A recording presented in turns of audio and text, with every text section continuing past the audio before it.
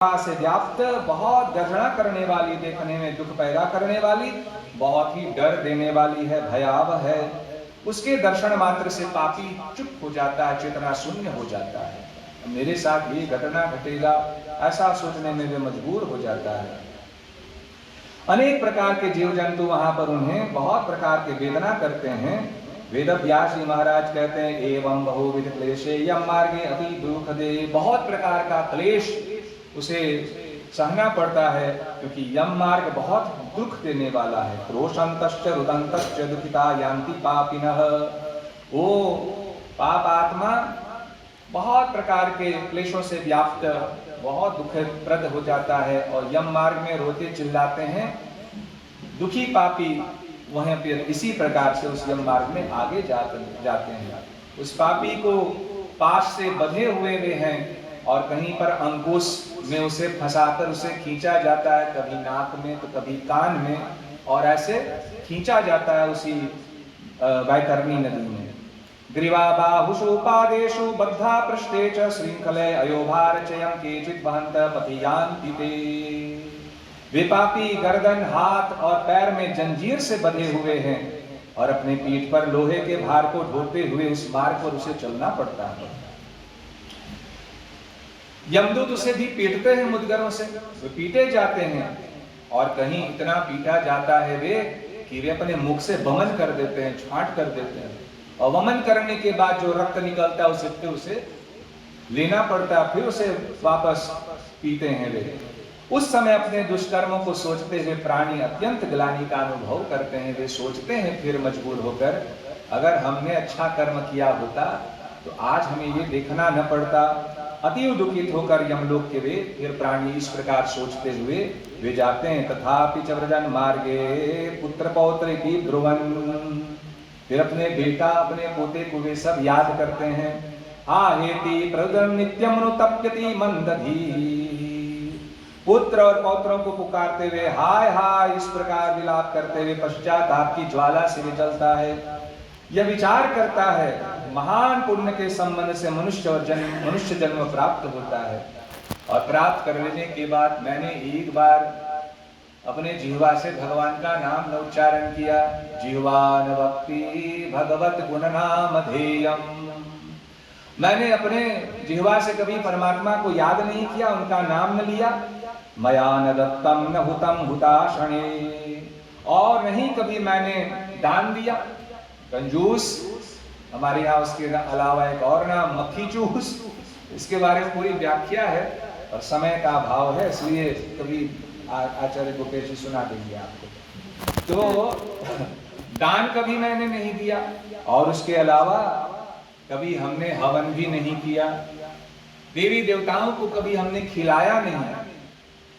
अग्नि देवता में जब हवन किया जाता है तो ये नहीं कि उसमें डालना एक फॉरप्लेटिंग है ना, वो अग्नि भगवान का मुख होता है। मुखम समस्त देवानाम, ऐसे बोलकर उसे हम आह्वान करते हैं।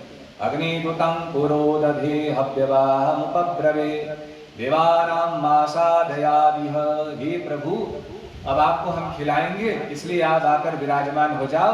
और भी बड़े चाह से उसमें आहुति डाला जाता है। आहुति की मुद्रा भी होता है, कैसे आहुति डाला जाए इत्यादि इत्यादि, फिर उसके लिए हम उसे खिलाते हैं। तो जीव वहां पर सोचते हैं हमने कभी दान न दिया।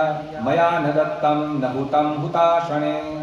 न कभी हमने अग्नि में हवन किया, और तपो न तप्तम, मैंने कभी तपस्या न किया। नवरात्र आया, चलो हम शुद्ध पूर्वक रहेंगे, लहसुन प्याज नहीं खाएंगे, तो सबसे पहले विडंबना ये लहसुन प्याज पंडित खैकुआ कैसन रही, तो नाम हुई। कह दो कि आप अन्न का परित्याग कर दो, इन दिनों में फल आहार ले लो इत्यादि इत्यादि, न कुछ भी नहीं। एकादशी का व्रत वो भी नहीं, कुछ भी नहीं। तो अब वो याद कर रहा है कि मैंने कभी तपस्या न किया, अपने शरीर को कभी तपाया नहीं, और देवताओं को कभी मैंने उनका पूजा भी नहीं किया, तीर्थ भी नहीं गए। और तीर्थ का मतलब ये नहीं कि अब आप कायलाम पकड़ो यहाँ से भारत जाओ ना, हमारे देश में भी तीर्थ है, वहां अगर न जाओ तो कम से कम यहाँ मंदिर जाओ, यहाँ भी तीर्थ स्थान है। और उसके अलावा माँ बाप का सेवा करो, वे भी तीर्थ है। इसलिए उन तीर्थों का सेवा मैंने भी नहीं किया, ऐसे वे बार बार सोचते हैं। इसलिए सूत जी महाराज कहते हैं, अतः हे जीव, यमदूत कह रहे हैं, सूत जी महाराज कह रहे हैं, अब सोचो मत, जो तुमने किया है उसी का फल भोग रहे हो। न पूजिता विप्रगणा सुराबगा, कभी ब्राह्मण का सेवा हमने नहीं किया, ब्राह्मण को बुलाकर उनके पैरों का प्रक्षालन नहीं किया। न विप्रपादोदक करदमानी, न वेद शास्त्र ध्वनि गर्जितानि, स्वाहा स्वधाकार विवर्जितानि, श्मशान तुल्यानि गृहानि तानि। चाणक्य महाराज भी कह रहे थे चाणक्य नीति में, और दरअसल ये श्लोक पुराणों से निकाला गया है। और वेद व्यास जी महाराज कह रहे हैं, जिस घर में ब्राह्मणों को बुलाकर उनके चरणों का प्रक्षालन न किया जाए, कीचड़ न बना दिया जाए, न विप्रपादोदक करदमानि, न वेद शास्त्र ध्वनि गर्जितानि, जिस घर में वेद आदि शास्त्रों का गर्जना पूर्वक मंत्रोच्चारण किया जाए, न विप्रपादोदक करदमानि, न वेद शास्त्र ध्वनि गर्जितानि, स्वाहा स्वधाकार विवर्जितानि, जहां स्वाहा न हो न स्वधा हो, देवताओं के लिए स्वाहा और पितरों के लिए स्वधा न किया जाए, बोले वो घर कैसा है? तो चाणक्य जी कहते हैं, क्षमा करना, वेद व्यास जी महाराज कहते हैं, श्मशान तुल्यानि गृहानि तानि, वे घर घर नहीं है, वे घर श्मशान के समान है। तो न पूजिता विप्रगणा सुरापगा, हमने कभी ब्राह्मणों का सेवा नहीं किया, न सुरापगा, न चाश्रिता सत्पुरुषा न सेविता, और मनुष्य और पशु पक्षियों के लिए जलहीन प्रदेश में जलाशय का निर्माण नहीं किया, गौओं ब्राह्मणों के आजीवा के लिए थोड़ा भी कुछ नहीं किया। इसलिए हे देही, तुमने जो किया है उसी से अपना निर्वाह करो।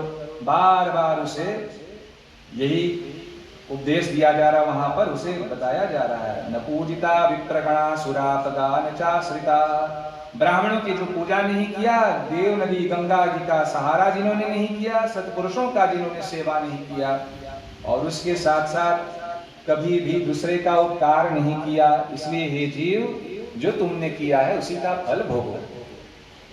न नित्यदानं न गवाहितनं कृतं, न वेद शास्त्रात् वचः प्रमाणितं, श्रुतं पुराणं न च पूरितो ज्ञो देहिन् क्वचिन् निस्तर यत्त्वया कृतं, जिन्होंने नित्य दान भी नहीं किया, गौओं के दैनिक भरण पोषण की व्यवस्था भी नहीं किया, गौ सेवा, उसके साथ साथ वेदों और शास्त्रों के वचनों को प्रमाण माना नहीं। पुराण की कथा सुनाओ और हम पुराण के नहीं मानेंगे, पुरुषोत्तम मास में पूजन करो, नाम नहीं करेंगे क्योंकि वो नहीं करना चाहिए, इत्यादि इत्यादि। ऐसे जो नहीं मानते हैं, जो पुराणों को नहीं सुनते हैं, विद्वानों की जो पूजन नहीं करते हैं, यमदूत कहते हैं, सूत जी महाराज सौनक आदि ऋषियों से कह रहे हैं, हे देही, जो तुमने किया उसी का फल फिर भोगो। भरतुर्मया नैव कृतं तं वाच प्रतिव्रतं नैव कदापि पालितं, ये तो अब तक तो कहा जो पुरुष गया है जिन्होंने पाप किया है।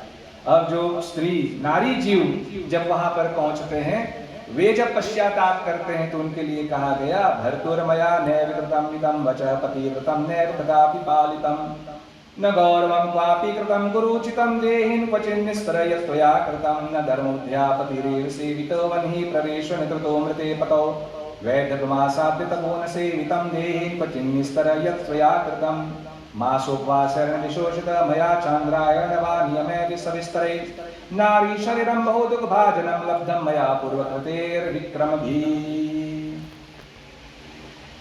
वो नारी जब वहां पर पहुंचती है, जिन्होंने अपने जीवन में गलत कर्म किया, वे पश्चाताप करके ये सोचती है, आहा ओहो, मैंने अपने पति का कभी हित नहीं माना, उनकी आज्ञा का पालन नहीं किया, पतिव्रता धर्म को नहीं निभाया, गुरुजनों को गौरव उचित सम्मान भी नहीं दिया। और तब उनके लिए सूत जी महाराज कहते हैं, हे देहिन, जो तुमने किया उसका फल तुम भोगो। धर्म की बुद्धि से एकमात्र पति की सेवा की नहीं, और पति की मृत्यु हो जाने पर फिर क्या क्या जो काम किया, वे सब सोचने में वे मजबूर हो जाती हैं, और फिर उनसे ये कहा जाता है कि फिर जो तुमने किया है उसका फिर फल तुम भोगो। जिन्होंने पाप कर्म हो जाने के बाद ज्ञान है कि हमने पाप कर लिया, परंतु उन पाप कर्म को दूर करने के लिए प्रक्षालन रूपी कर्म नहीं किया, चांद्रायण आदि व्रत न किया, उनके लिए भी कहा गया कि तुमने अवसर तो था करने के लिए, वो भी तुमने नहीं किया, तो जो कर्म तुमने किया है उसी का फल तुम्हें फिर भोगना पड़ेगा। हमारे यहाँ अगर पाप हो जाए तो उसकी निवृत्ति के लिए चांद्रायण व्रत है। चंद्रमा चांद्रायण व्रत 2 पक्ष हमारे यहाँ होता है, शुक्ल पक्ष और कृष्ण पक्ष।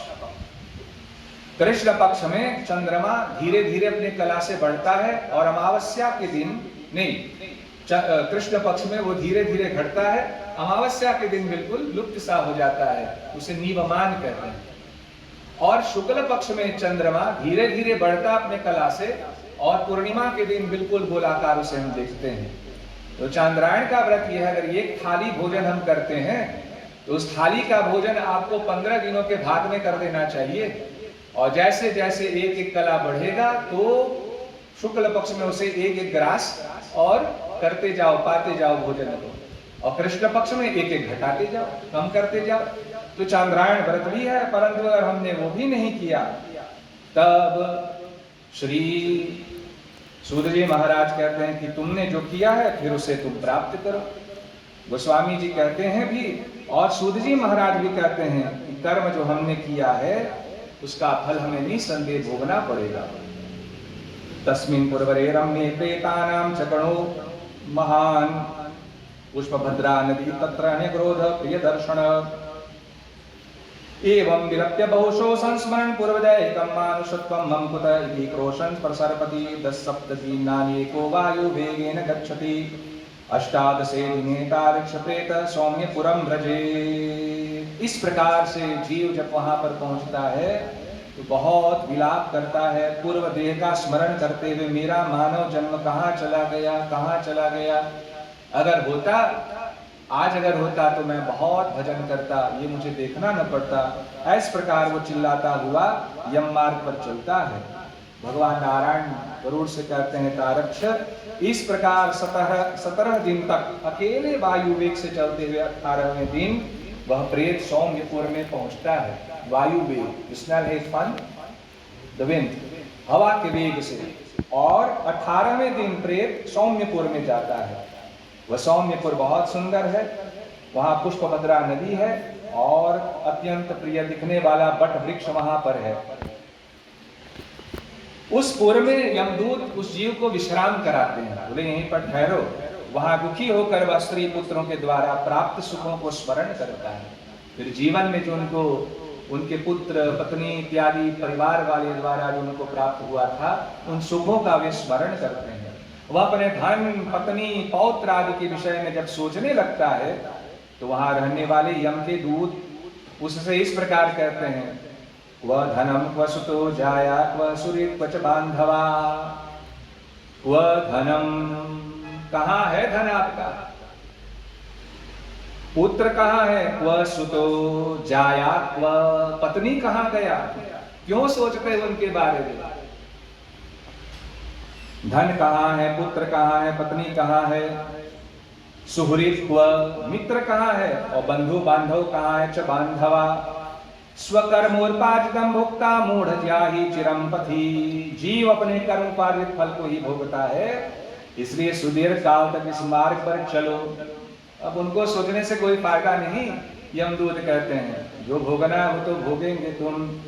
हे परलोक के राही, तो यह जानता है कि राहगीरों का बल और संबल पाथे ही होता है, वही हमारा सहारा बनता है, जिसके लिए तूने प्रयास तो किया नहीं, कुछ प्रयास नहीं किया, इसलिए साथी वो कैसे आपके होंगे। तो यह भी जानता था कि तुम्हें निश्चित ही इस मार्ग पर चलना है और उस रास्ते पर कोई भी लेन देन तो हो नहीं सकता। ऐसा नहीं कि किसी को चुप दे दिया जाए तो काम बन जाएगा, वहां पर कुछ भी नहीं चलता।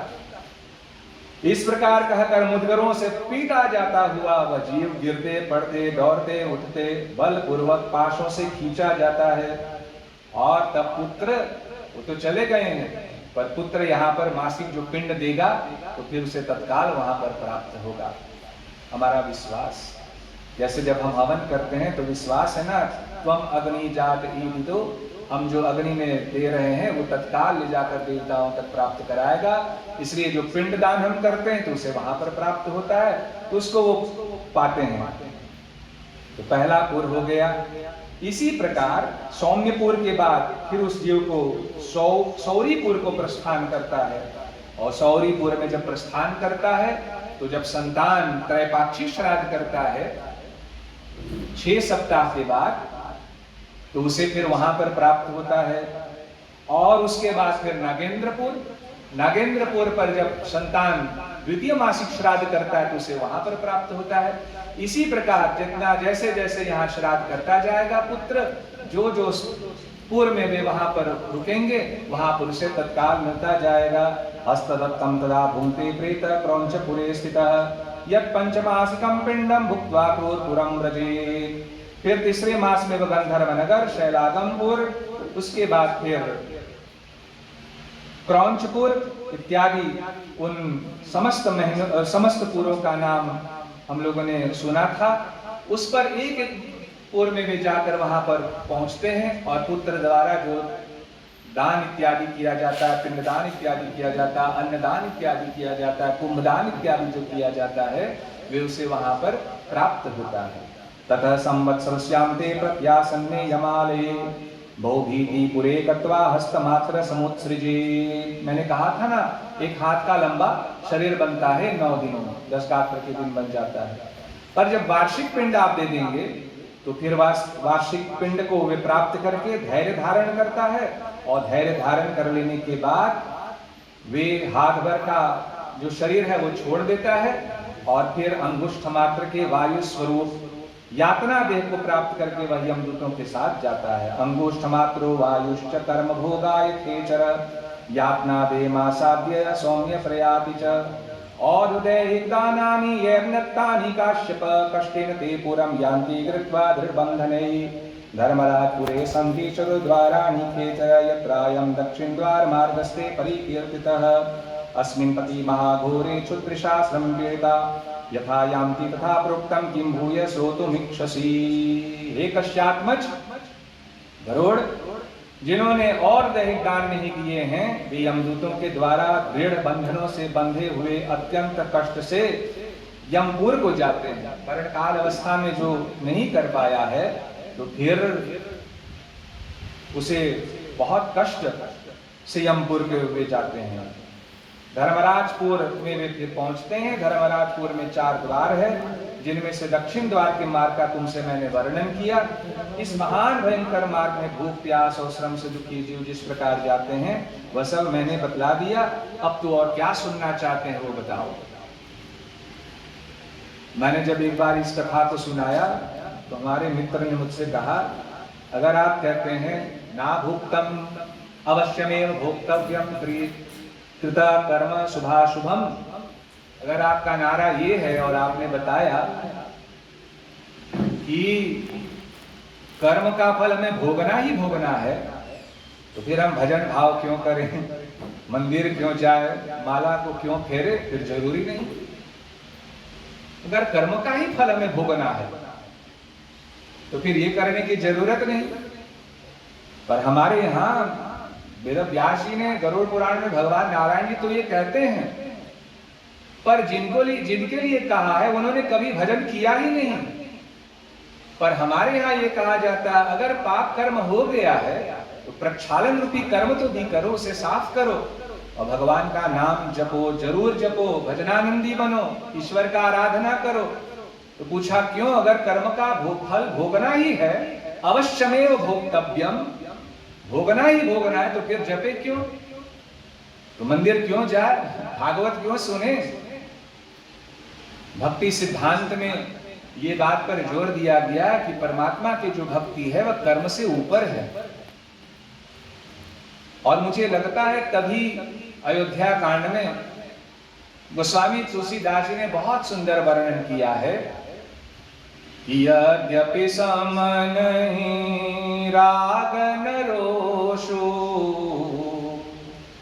गहि पाप पुण्य गुण दोषु कर्म प्रधान विश्वर चिराखा जो जस करहि सो तस फल चाखा।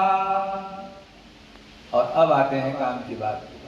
तदपि करहि सम विषम विहारा, तदपि करहि सम विषम विहारा, भगत अभगत हृदय अनुसारा। गोस्वामी जी कहते हैं भगवान सब पर सम व्यवहार करते हैं। यद्यपि सम नहीं राग, किसी से वे राग नहीं करता न रोष करते हैं। तो यद्यपि समान व्यवहार, इक्वल, सब एक बराबर। यद्यपि सम नहीं राग न रोषो, राग रोष किसी से भी नहीं। यद्यपि सम नहीं राग न रोषो, गहि पाप पुण्य गुण दोषो, वो ज्यादा उस पर ख्याल नहीं करते हैं। और तब कहते हैं कर्म प्रधान विश्व रचिराखा, अच्छा कर्म करो क्योंकि अच्छा कर्म करने से फल अच्छा होगा। और तब कहते हैं हमारी आपकी बात, तदपि करहि सम विषम विहारा, भगत भगत हृदय अनुसारा। भगवान का भजन करो, गलत कर्म अगर हो गया तो वे न्याय भी करते हैं पर कृपा भी करते हैं, तो कृपा कर सकते हैं। यहां पर भी आम्नेस्टी बैग देते हैं ना, अपराध करो, खूब करो, मार डालो सबको, और तब राष्ट्रपति से आग्रह किया जाता है, दया वाचिका प्रस्तुत किया जाता है। तो भारत में भी है पंडित जी, वहां पर अभी पिछले साल रेप के केस में तो कितने सालों तक कोर्ट गया, फिर हाई कोर्ट, फिर सुप्रीम कोर्ट, अंत में वे लोग राष्ट्रपति के पास दया वाचिका रखते हैं, आप दया कर दो, इसे छोड़ दो। तो अगर राष्ट्रपति चाहे, सब कोर्ट का फैसला हो गया, पर उसके ऊपर भी एक और बड़ा कोर्ट है राष्ट्रपति का, अगर वो चाहे तो वे कृपा कर सकते हैं। इसी प्रकार कर्म हमने गलत कर लिया, परंतु भगवान का भजन यदि करेंगे तो हमारे जो विराजमान है वहां और यहां, ये अगर चाहे तो कृपा कर सकता है। जैसे कक्षा में अध्यापक पढ़ा रहे हैं छात्रों को, तो पढ़ाने के बाद परीक्षा भी लिया जाता है। तो अध्यापक परीक्षा लेते हुए कहा, प्रश्न पत्रिका पर लिखा, नीचे 10 प्रश्नों में से किसी 6 प्रश्नों का उत्तर आप दो। तो पर्चा गया सभी छात्रों के पास, उसमें लिखा क्या है, नीचे दिए हुए 10 प्रश्नों में से किन्हीं 6 प्रश्नों का जवाब दो। Dus u hoeft niet alle 10 te beantwoorden. उसमें से 6 निकालो और 6 का जवाब दे दो। और उसमें एक बहुत ही उद्दंड बालक भी था, तो उन्होंने क्या काम किया, उन्होंने 10 का 10 जवाब दे दिया और नीचे एक नोट लिख दिया अध्यापक के लिए, मैंने 10 का 10 जवाब दे दिया, किन्हीं 6 को आप छांट लो। अब होगा क्या, अगर उत्तर पत्रिका जब आया अध्यापक के पास, तो उन्होंने लिखा सारे बालक ने तो बड़े अच्छी तरह से 10 प्रश्नों में से 6 का जवाब दे दिया, उसको पास कर दिया। अब इस बालक का आया तो देखा तो बहुत सुंदर, उन्होंने सोचा अच्छा 10 का 10 जवाब, पर नीचे उन्होंने एक टिप्पणी जो लिख दिया, मैंने 10 का 10 जवाब दे दिया, किन्हीं 6 का आप चुन लो। और दुर्भाग्यवश 4 गलत प्रश्न थे, उसमें जवाब गलत था 4 प्रश्नों का। अब यदि अध्यापक चाहे तो जो 6 सही है उसको चयन करें, या तो गलत और सही को चयन करें, या समस्त गलत और 2 को सही चयन करके उस बच्चे को फेल कर सकता है, उसके ऊपर निर्भर है। वो देखेगा कि ये मेरा बालक कैसा है, क्लास में कैसा रहता है, हो सकता है आज उद्दंड कर दिया है, ऐसा कर दिया है। तो जैसे उसके उस अध्यापक के ऊपर निर्भर है, वो चाहे तो पास कर सकता है और चाहे तो फेल कर सकता है। इसी प्रकार सज्जनों, हम सब गलत कर्म यदि कर लिए हैं तो देवी भागवत महापुराण में भी बहुत सुंदर वर्णन किया। वेद व्यास जी महाराज जी से जन्मेजय जी पूछते हैं, आपने नरकों का वर्णन किया, मुझे डर लगने लगा, और अगर नरक जाना ही है तो क्या करें, और अगर बचना है तो उपाय बताओ। तो उपाय करने की रास्ता भी बताते हैं वेद व्यास जी महाराज, और उपाय यही है, भगवत भजन, भगवान का नाम उच्चारण करो, भगवान का भजन करो, उनको याद करो जिन्होंने हमें ये चोला दिया, तब हमारा कल्याण निसंदेह हो सकता है। तो परमात्मा भी भक्त और अभक्त के हृदय अनुसार सम और विषम विहार भी करते हैं, कृपा करते हैं। श्री गरुड़ पुराणे सारोद्धारे यमवार निरूपणम नाम द्वितीयोध्याय। बोलो प्रेम से नारायण भगवान की जय। श्रीमन्नारायण नारायण नारायण, श्रीमन्नारायण नारायण नारायण, श्रीमन्नारायण नारायण नारायण, श्रीमन्नारायण नारायण नारायण, लक्ष्मी नारायण नारायण नारायण, लक्ष्मी नारायण नारायण नारायण, भजमन नारायण नारायण नारायण, भजमन नारायण नारायण नारायण। बोलो नारायण भगवान की जय। गरुड़वाच यम मार्मति क्रम्य गत्वा पापी यमालये, कीदृशीं यातनां भुंक्ते तन्मे कथय केशव। गरुड़ महाराज जी प्रश्न करते हैं, हे केशव, यम मार्ग की यात्रा पूरी करके यम के भवन में जाकर पापी किस प्रकार की यातना को भोगता है, वह मुझे बतलाइए, वो हम जानना चाहते हैं। यम के भवन में क्या क्या घटना घटता है, आप हमें बताओ। मेरे भाई बंधु, मुझे लगता है कि अगर हम व्यास जी के, वेद व्यास जी महाराज जी के 18 पुराणों का जो सार है, उस सार को यदि हम ग्रहण कर लें तो हमारे साथ ये घटना नहीं होगा। और वो सार क्या है? अष्टादश पुराणेषु व्यासस्य वचनद्वयम् परोपकाराय पुण्याय पापाय परपीडनम्। दो बातों को यदि हम ध्यान दें, 18 पुराणों का सार यही है। वेद व्यास महाराज जी ने कहा अष्टादश पुराणेषु, 18 पुराणों का सार क्या है?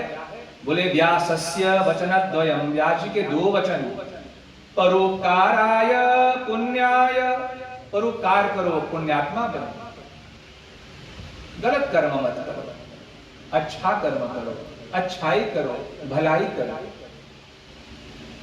और कम से कम यदि भलाई न कर पाओ तो गलत मत करो। परोपकाराय पुण्याय, और दूसरी बात परोपकाराय पुण्याय पापाय परपीडनम्, पाप कर्म मत करो, दूसरों को पीड़ा मत दो, दूसरों को पीड़ा देने से पापात्मा बनोगे। तो इन 2 वचनों को यदि हम याद कर लें और इसे अपने जीवन में इसका निधिध्यासन कर लें, उतार लें, इस पर चल पड़े, तो मुझे लगता है कि हमारा आपका बेड़ा निसंदेह पार हो जाएगा। भगवान कहते हैं गरुड़, तुमने बहुत सुंदर प्रश्न किया है, अब तुम उसे सुनो। परंतु एक बात अभी से कह देता हूं, कथमाने अपि नरके त्वं भविष्यसि कंपितः। तुम्हें सुनाऊंगा इसके बारे में तो तुम भी कांप उठोगे। ऐसा होता है क्या? हम तो पढ़ते हैं, सुनते तो हंसते हैं, पर गरुड़ महाराज जी वहां कांपने लग गए। हे कश्यप नंदन, अंतिमपुर जो बहुभूतिपुर है, उसके बाद के जो यमपुर है, तो यमपुर का पूरा जो विस्तार जिसमें फैला हुआ उनका भवन है, धर्मराज का विशालपुर, वो 44 योजन में फैला हुआ है, 3 तक योजन। और योजन मैंने आपको बताया कितना उसका परिमाण है। और वहां पर क्या होता है, जीव को पहुंचने से पहले कुछ दूर से ही वहां से आवाज आना प्रारंभ हो जाता है। और क्या आवाज? हाहाकार समायुक्तम दृष्ट्वा क्रंदती पातकी। हाहाकार, रोने धोने चिल्लाने वाले सबका आवाज सुनाई देता है, और जो पहुंचने वाला तो भी वो ही प्रारंभ कर देता है, रुदन करने लग जाते हैं। तत्क्रंदनम समाकर्ण यमस्य पूर्चारिण गत्वा च तत्र ते सर्वे प्रतिहारं वदन्ति। वेद व्यास जी महाराज कहते हैं यम के जो दूत है वो पहुंचते हैं वहां पर, तो तुरंत द्वारपाल से जाकर, जो प्रतिहार है, प्रतिहार द्वारपाल जाकर धर्मराज के धर्मध्वज नाम के जो प्रतिहार है, वे जाकर चित्रगुप्त से उस प्राणी के शुभ और अशुभ कर्मों का समस्त विवरण उनको सुना देते हैं। यद्यपि चित्रगुप्त सब जानता है, फिर भी चित्रगुप्त से जाकर वे द्वारपाल सब बता देते हैं, अमुक आया है, उनका ये है, ऐसा किया है, उस दिन फलाने समय के उस समय सब सारा विवरण उसे बता देते हैं। और उसके बाद चित्रगुप्त उन सारे विवरण को फिर धर्मराज से निवेदन करते हैं। नास्तिकाये नरास्तारक्ष महापाप्रता सदा तांच सर्वान्यथा योग्यम सम्यक जानाति धर्मराज। हे गरुड़, जो नास्तिक और महापापी प्राणी है, उन सभी के विषय में धर्मराज यथार्थ रूप से भली भांति जानते हैं। फिर भी एक प्रक्रिया है कि पहले द्वारपाल जाकर चित्रगुप्त से बताएंगे, चित्रगुप्त जाकर फिर ब्यूरोक्रेसी वहां पर भी है, सब एक से दूसरे, दूसरे से तीसरे, सब जाकर फॉर्मेलिटी पूरा होगा, सब उन्हें बता दिया जाएगा। चित्रगुप्त से उन प्राणियों के पाप के विषय में पूछते हैं, और सर्वज्ञ चित्रगुप्त भी फिर किसी और से पूछते हैं। और किससे पूछते हैं? मैं नाम कनो श्रवणों से। तो श्रवणों से पूछते हैं। वो श्रवण ऐसे हैं जो छिपकर सब सुनते हैं, और उन श्रवण की जो पत्नियां हैं श्रवणी, वे सब कुछ जानते हैं स्त्रियों के बारे में, और श्रवण सब पुरुषों के बारे में जानते हैं। और कहाँ के बारे में? तो उसके बारे में भी बताया। श्रवणा ब्रह्मणा पुत्रा स्वर भू पाताल चारिणा। क्योंकि श्रवण और श्रवणी जो है ये मृत्यु लोक,